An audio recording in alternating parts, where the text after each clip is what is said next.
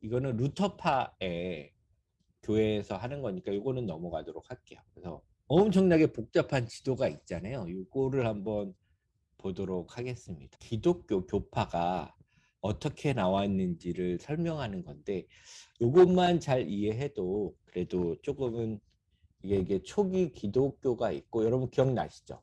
논쟁이 있었죠. 어떤 논쟁? 성상, 아이콘을 두고 조각상 같은 그림이나 조각상을 교회에서 사용할 것인지 아니면 이건 우상이니까 교회에서 놓으면 안 될지에 대해서 엄청나게 논쟁을 했고 그 밑에는 정치적인 문제도 있다고 했었잖아요. 그래서 갈라진 게 뭐냐면 로만 가톨릭과 동방 정교회 오소독스 처치라고 부르는 이제 두 가지가 갈라져 있게 되고 그다음에 로만 카톨릭은 어떻게 쪼개지느냐 이게 이제 개신교의 역사가 되는 겁니다. 하나는 이렇게 보면 롤라드라고 되어 있는데 롤라드는 뭐냐면 종교개혁이 있기 전에 이미 그 영국에서는요 종교개혁에 비슷한 운동이 있었어요. 그래서 존 위클리프 발음이 안 돼. 위클리프라는 사람이 모든 사람이 성경을 읽어야 되고 가톨릭의 문제를 비판을 한 사람이 있었습니다. 이런 운동을 롤라우드 운동이라고 되는데 문제는 뭐냐면 이게 어떻게 될까요? 이단으로 정죄가 되고 화형을 당하거나 뭐 그런 경우가 많았죠. 그 다음에 후사이트라는 그러니까 후스라는 사람 보히미아 유럽의 지금 이제 독일 옆이 되겠죠. 보히미아 쪽에서도 후스라는 사람이 종교 개혁을 하게 되겠고요. 그다음에 여기서는 뭐냐면 이렇게 건너가게 됩니다. 그래서 이것도 연결이 되는데 그다음에 이제 본격적인 종교 개혁이 시작된 거는 이렇게 여기서부터 시작된다고 보시면 될 것 같습니다. 그래서 처음에 이런 건 루터파가 생기는 건데 마틴 루터가 독일에서 1521년에 하는 거고 아까 얘기했던 존 깔뱅이 스위스 불어권 스위스죠. 1530년에 종교개혁을 조금 더 늦게 시작을 하게 됐습니다. 이게 가장 큰 흐름이 되겠고요.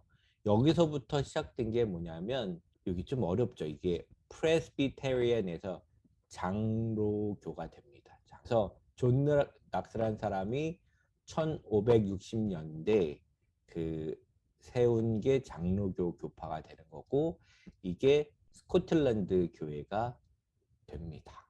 그다음에 여기서 또 이제 또 갈래가 또 있는데 이게 뭐냐면 아나바프티스트라고 있는데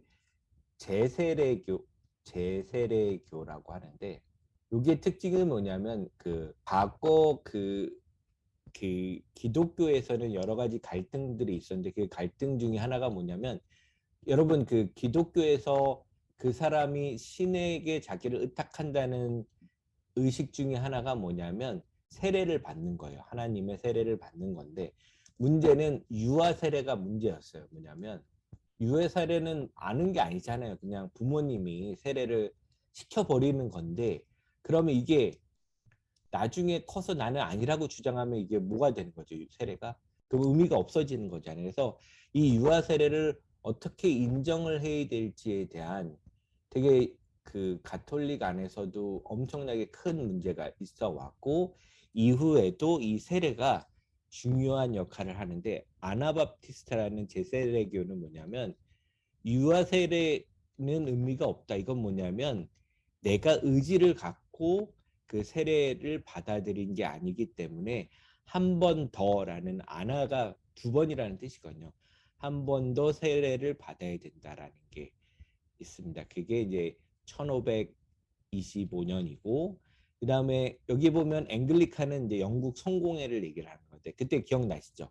영국 성공회는 독특하게 했어요. 정치적인 의미에서 그 로만 카톨릭과 분리가 된데 헨리 8세라는 게 자기의 후계자가 없었기 때문에 후계자를 낳으려면 뭐냐면 결혼을 또 해야 돼요. 이혼하고. 하지만 로만 카톨릭은 예, 이혼을 허락하지 않기 때문에 이혼하고 재결혼을 위해서 예, 로만 카톨릭과 분리를 하고 이게 뭐냐면 내가 영국 교회 왕이 그 우두머리라는 서론을 해요.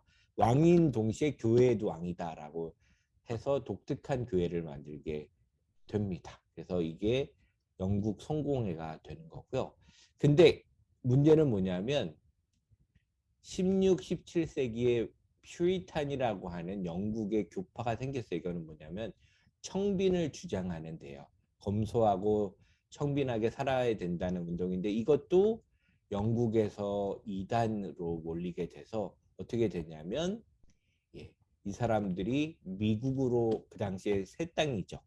그래서 영국 사람들이 미국을 뭐라고 불렀냐면 뉴 예루살렘이라고 불렀어요. 예루살렘. 그러니까 새로운 예루살렘이라고 부르고 신앙의 자유를 쫓아서 어디로 가는 거예요? 미국으로 가게 됩니다. 그래서 그 세례파인 베프티스트 침례교죠. 침례교.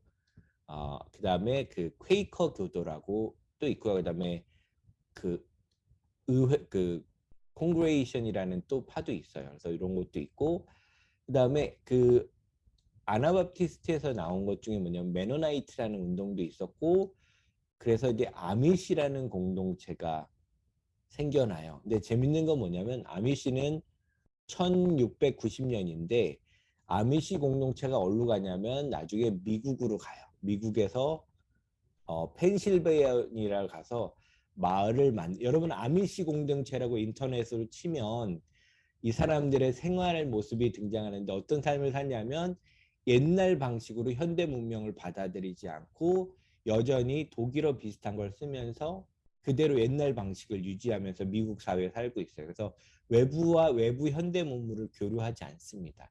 여전히 마차를 끌고 다니고 뭐 요즘은 트랙터도 있긴 하다고 하는데 가능한 한 과거의 방식을 그대로 유지하면서 살려고 하는 게 아미시 공동체가 있습니다. 이런 것들이 이제 다 그러니까 기독 개신교의 교파랑 관련이 있는. 그다음에 이제 모라비안 그러니까 여기서부터 경건주의 운동들이 있거든요. 그래서 모라비안도 뭐냐면 기존 교회랑 달리 경건한 운동을 하기 위해서 만들어진 단체들이에요. 약간 그 조금 기존 교회랑은 다른 형태를 갖고 있죠.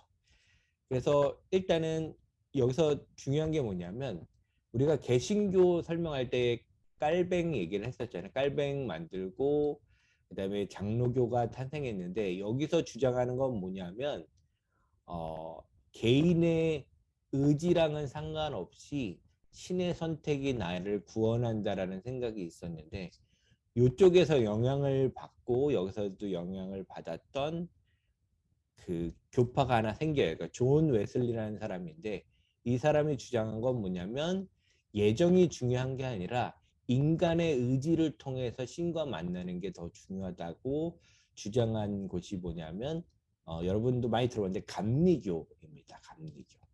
그래서 이 장로교는 어떤 예정에 의해서 신이 만들어진 결정에 의해서 이루어진다고 보는 거고 그 감리교는 그것보다도 인간의 의지도 중요하다라고 하는 그러니까 웨슬리라는 사람을 통해서 태어난 개신교의 분파라고 봅니다.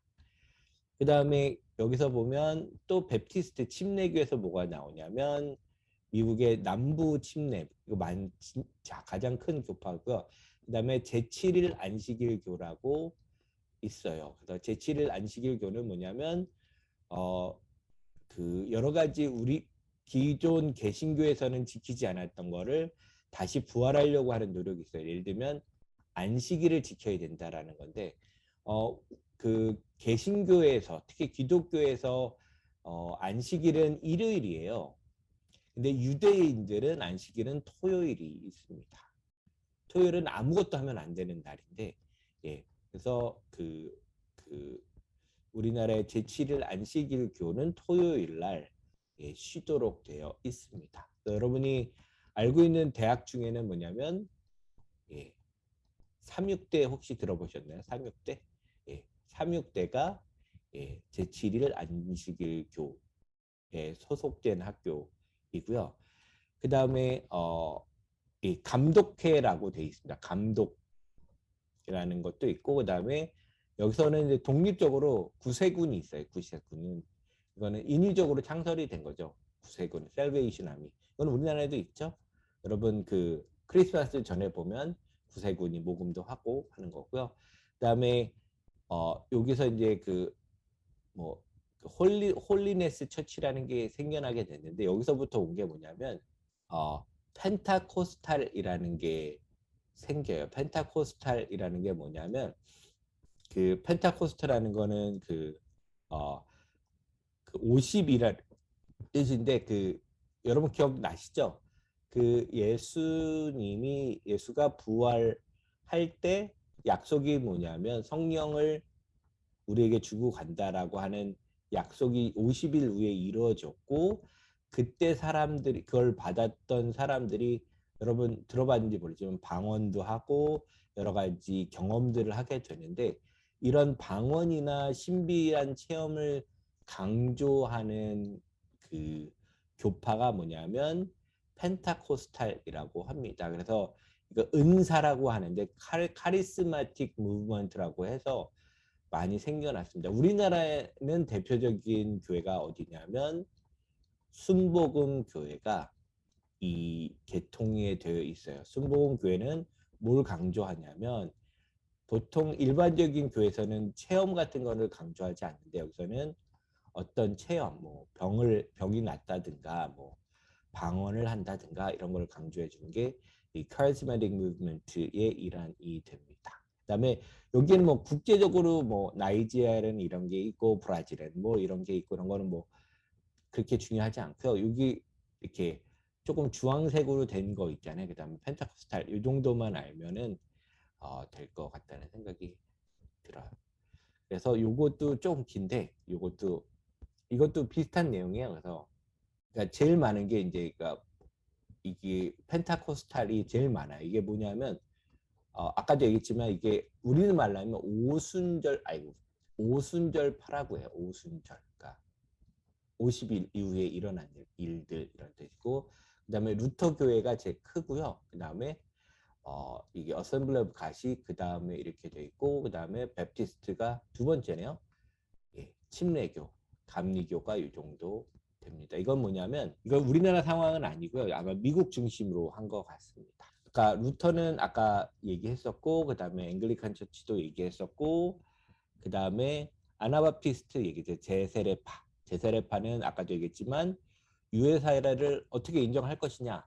아니다. 다시 해야 된다. 이렇게 되겠고 그다음에 장로교가 칼빈과 치빙글을 통해서 일어나서 아주 중요한 교파로 되어 있고요. 그다음에 장로라는 말은 뭐냐면 우리말로 프레비스터라고 하는데 우리하면 나이 든 분들이죠. 원로들이 교회를 예, 민주적으로 운영을 하게 되는 시스템을 얘기를 합니다. 그리고 그게 진짜로 민주적인지는 뭐 따로 차치하고 그다음에 세례파가 있었고요. 그다음에 이것도 가장 큰 것 중에 하나고 그다음에 얘기했던 것처럼 메소디스트는 뭐냐면 감리교 교파가 있는데 여기서는 이렇게 천칭자리로 했죠. 이게 뭐냐면 신의 뜻과 인간의 의지가 어떻게 볼 것인가라는데 사실 여기 보면 아마니아니즘이라는 약간 누구는 이거를 이단이라고 하고 누구는 아니다라고 주장하는데 이거는 인간의 의지가 인간의 구원에 중요하다라고 주장한 사람인데 이걸 받아들여서 장로교는 신의 의지만 중요하다고 얘기했는데 인간의 의지도 그만큼 중요하다라고 주장하는 것이고 그 다음에 제7일 안식일도 이렇게 있고요. 그 다음에 오순절파 운동이 되어 있습니다. 이게 뭐 사람이 뭘 받는 느낌, 그러니까 어떤 능력이나 뭐 은사나 이런 걸 받아서 되어 있는 거고요. 그 다음에 요게 중요한 어, 예, 그 20세기 와서 가장 번성한 교파라고 보시면 됩니다. 뿌리만 한번 보도록 할게요. 일단은 여기 아까는 이 설명을 제대로 안 했었는데 이게 이제 여기 요 파란색이 뭐냐면 종교개혁 이전에 이미 종교개혁 비슷한 거를 한 쪽이에요. 그러니까 이거는 종교개혁 이전의 종교개혁이라고 보시고 되고, 근데 여기는 뭐예요? 원래 승자 독식이죠.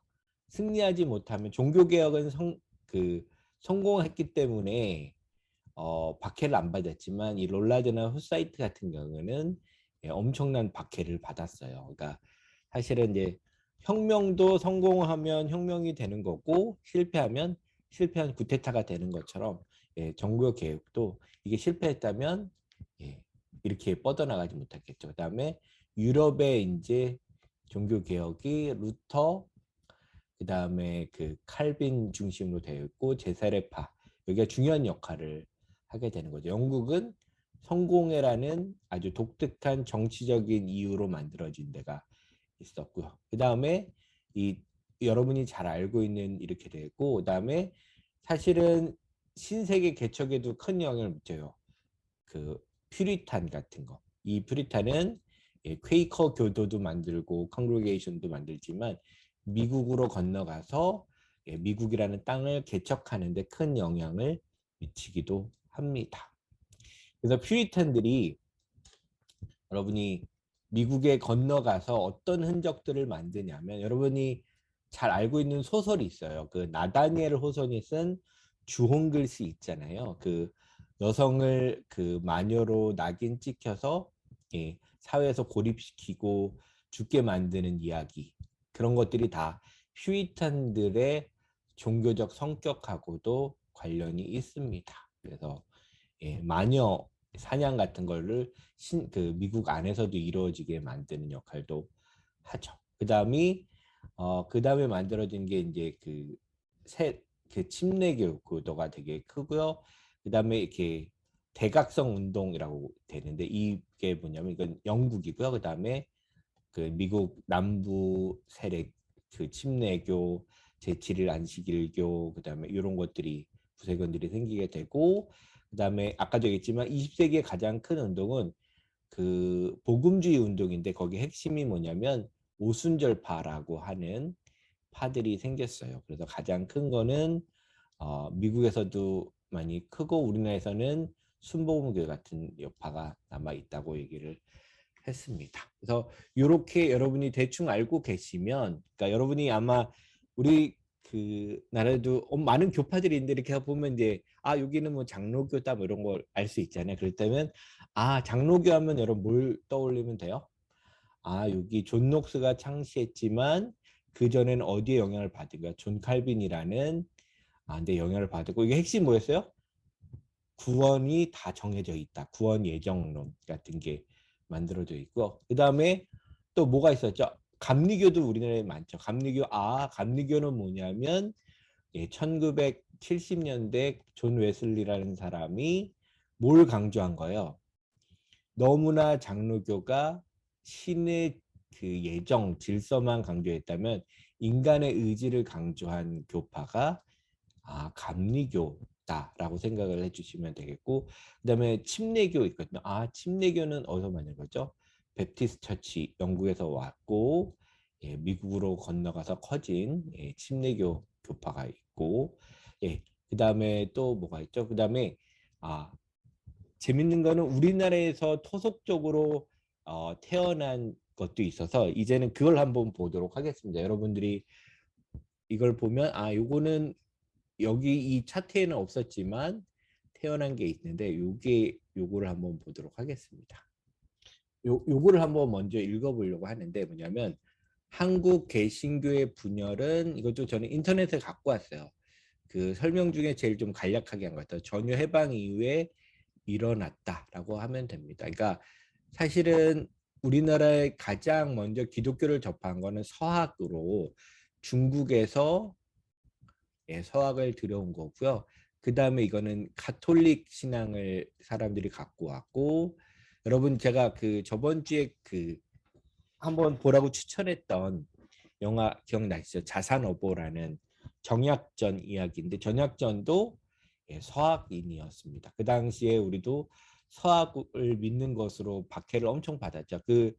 그 자산어보 앞 이야기는 대부분 이제 서학이 우리나라에서 어떻게 박해를 받았는지. 그러니까 여러분 뭐 김포나 그 어디죠? 그 강화에 가면 박해의 흔적들이 엄청 많이 있습니다. 그래서 그 뭐죠? 그 조선 명탕정 그 뭐죠? 조선 그 이것도 이제 그 서학 박해에 대한 내용을 다 담고 있습니다. 우리나라 근대사는 서학의 박해와 좀 연결이 되어 있는데 그 이후로는 누구냐면 서양의 선교사들이 자신의 교파를 대표해서 와서 영향을 주고 온 게 많은데 그래서 어디에 본산을 뒀는지도 중요해요. 예를 들면 평양을 중심으로 했다 뭐 서울이다 어디다 대구다 이런 식으로 지역 중심으로 이렇게 와서 있게 되는데 이제 분열이 언제 일어나냐면 이제 전후 해방 이후에서 일어나는데 해방 이후에 일제 시대 동안 그러니까 일제 강점기 동안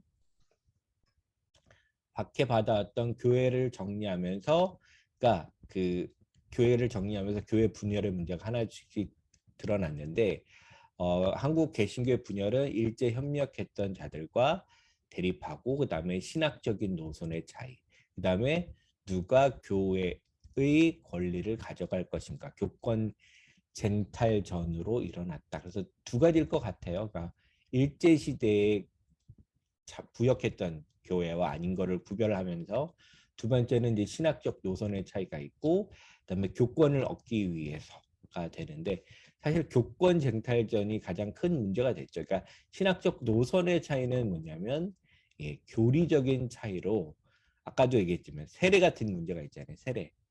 세례를 뭐 유아 세례를 받아줄 것인지 그 유아 세례 부모님에 의해서 이미 나의 의지랑 상관없이 이루어진 이 세례도 합법한 법은 아니죠. 그러니까 교리에 합법한 종교에 합법한 것으로 받아들여야 될지 말이야. 이런 거는 중요하긴 한데 가장 큰 문제는 뭐냐면 교권 쟁탈이 가장 큰 거죠. 그 권리를 차지하기 위해 싸우는 거는 이게 어떻게 보면 여기서부터 이제 우리가 생각하는 이제 사이비라는 윤리적 문제로 빠지는 거고 사실은 뭐 다른 거를 내가 다르다고 생각하는 거를 주장하기 위해서 분리하는 거 혹은 이거는 그 사실 일제 협력한 사람을 분리하는 것도 맞죠. 왜냐하면 종교는 윤리적인 것과 분리를 할 수가 없어요. 그죠?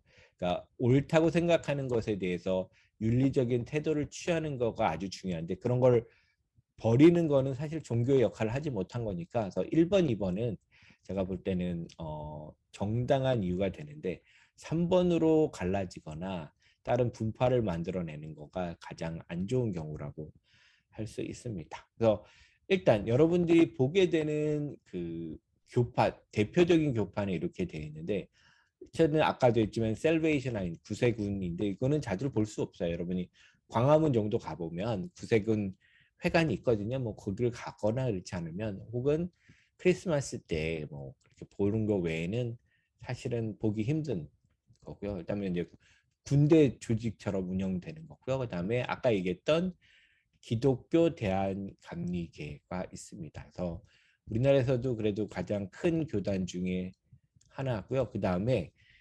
여기서부터 문제가 되는데 성결교회는 침례 쪽에서 나와서 우리나라에서 새로 만들어진 걸로 알고 있어요.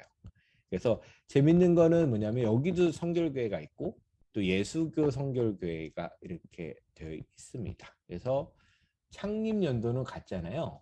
그러니까 서로 뭘 주장하냐면 서로가 우리가 원조다라고 주장을 하고 있는데 근데 우리나라 그 개신교의 역사는 대학의 역사라고도 할 수 있습니다. 그래서 아마 제가 알고 있고 제가 틀릴 수도 있어요. 이거는 저도 모르는데 여기가 어디냐면 경기도 부천 역곡에 있는 서울 그 서울 신학대라고 있어요. 신학대 역곡인가? 여기 가면 소상가 거기에 가면 서울 신학대라고 여러분 들어왔으면 여기는 거기에 되고요. 그다음에 여러분 안양에 가시면 성결대학교라고 있어요. 다르게 대학을 다 가지고 있습니다. 그다음에 대학교 하나님의 성회가 있고요. 그래서 이거는 많지는 않고요. 그다음에 루터도 많지 않습니다. 루터 교회는 핵심이 어디냐면 독일이죠. 독일에서 신학적인 체계가 조금 잘 갖춰진 예, 교회고 그래서 독일 중심이고요. 우리나라에서는 크지 않아요. 작은 맷되지 않고 그다음에 여기는 루터 대학교를 가지고 있습니다. 경기도 화성인가요? 기억이 잘 안 나네. 예, 루터 대학교를 가지고 있습니다. 그다음에 침례 교회가 있고 그다음에 침례 교회는 여러분 알겠지만 요거는 중앙이 아니라 다 개별적으로 침례교의 그 간판을 달고 있지만 이 소속이 아니라고 보시면 돼요. 침례교는 다 개별적으로 움직인다고 저는 얘기를 들어왔어요. 그 다음에 나사렛 성결에도 있는데 요거는 여러분 저기 어디죠? 천안에 가면 나사렛 대학교라고 있어요. 대학교. 예, 여기를 세운 거고 이것도 우리나라에 있는 겁니다. 그다음에 성공회 여러분 아시죠? 아까도 얘기했지만 영국의 헨리 8세가 자기의 정치적인 목적, 그죠? 후계자를 그 생산하기 위해서 이혼하기 위해서 분리해서 만든 되고요. 여러분 이 대학교는 알죠? 이것도 서울 뭐죠? 그 항동이다. 항동에 있는 성공회 대학교라고 있어요. 그래서 성공회 대학교 있고 여기는 그 NGO 같은 학문으로 유명하죠. 성공회 대학교. 예, 여기 있습니다. 또 서울 그 좌측 끝에 있습니다. 그다음에 제일 많은 그 분파를 갖고 있는 게 장로교예요. 장로교. 이렇게 다 장로교잖아요. 그래서 기독교 장로교 이렇게 돼 있고 여기서 보면 대한예수교 장로회, 뭐 대한예수교 장로회, 대한예수교 장로회 이렇게 돼 있는데 저는 교회 다닌다고 했었잖아요. 제가 속한 데는 어디냐면 여기예요. 여기. 저는 뭐 이런 거에 대해서 관심은 없어요. 이렇게 아까 지만 교권 쟁탈로 이렇게 나눠진 거는 아주 윤리적으로 문제가 있다고 보는 입장에서는 이런 분리가 되지 않는데 하여튼 이게 되게 중요한 게 여러분이 아는데 합동 측에 있는 대학교만 알면 돼요. 사실은 큰 차이도 없는데 갈라진 거거든요. 여기는 여러분 잘 아시는 역도 있죠. 총신대가 여기가 있습니다. 그리고 여기는 뭐냐면 이것도 서울에 있는데 장신대학교라고 돼 있고요. 이거는 부산에 있는 고신대인가? 고신대라고 또 있어요. 부산에 있는. 그다음에 나머지도 이제 대학교들이 있는데 이렇게 되어 있습니다. 그래서 그다음에 여기에 빠진 게 뭐냐면 순복음이 빠져 있습니다. 순복음도 학교가 있죠. 어디냐면 이것도 안양 군포 쪽인가요? 거기에 있는 한세대학교가 되어 있습니다. 그다음에 어디죠? 이게 대신대가 백석대학교인가요? 그렇고 그래서 저도 뭐 정확히 뭐 대학교를 다 조사한 건 아니라서 제가 그냥 알고 있는 학교 정도만 해도 이 정도의 많은 그 학교들이 있고 그다음에 순복음은 어떤 걸 알죠? 아까 오순절파라고 하는 저기서 아주 큰 교단으로 크게 되었습니다. 그래서 이 얘기를 하는 거는 여러분이 그 개신교를 하나의 덩어리로 많이 이해를 하고 있지만 사실은 그 안에는 되게 복잡한 분파들로 이루어졌다라는 걸 알게 되고 여러분이 나중에 어떤 문제가 그 사회적으로 문제가 생겨거나 뭐 이런 거 할 때 좀 구별을 해서 볼 수 있는 눈이 있으면 더 좋을 것 같다는 생각이 들고 근데 여러분이 이걸 외울 필요는 없어요. 제가 이제 뭐 수업을 위해서 설명을 했지만 이런 것까지 외우면서 이게 종교가 그 갖고 있는 본질도 아닐 뿐더러 중요한 얘기도 하지 않지만 저희 수업이 뭐냐면 이야기이기 때문에 왜 이렇게 많은 그 분파들이 생겨났는지에 대한 문제가 되겠고 그래서 아까 여러분들이 얘기했던 문제는 뭐였냐면 신천지를 여러분이 아마 혐오의 대상으로 생각을 했었잖아요. 그래서 사실 신천지도 이런 기독 이런 것 중에 한 파인데 사실은 요거를 이단은 또 역사가 있어요. 그래서 뭐요 수업 시간에 다룰 수는 없겠지만 이것도 그 뿌리들이 있어서 그 뿌리들을 올라가다 보면 비슷한 사람들이 모여서 또 만들고 하는 역사들이 있습니다. 그리고 중요한 건 제가 얘기했는데 제가 계속 강조하고 싶은 거는 뭐냐면 2단의 문제는 중요하지 않다고 저는 생각이 돼요. 2단은 뭐냐면 생각이 다른 사람들이 모이는 건 어느 조직이나 다 같아요.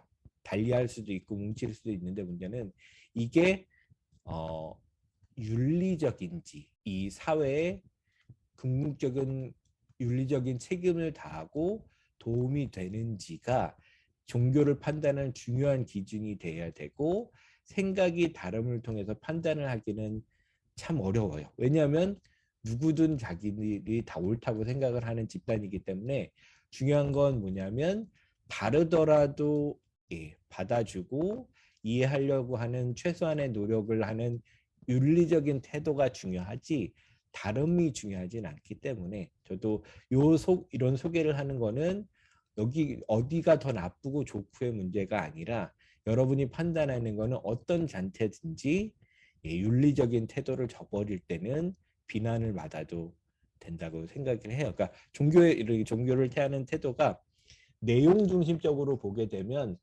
판단의 기준이 설 수가 없어요. 내용은 더 중요한 거 그 내용이 어떻게 뭐죠 윤리적인 태도로 드러나는지가 더 중요하다고 생각이 들어요.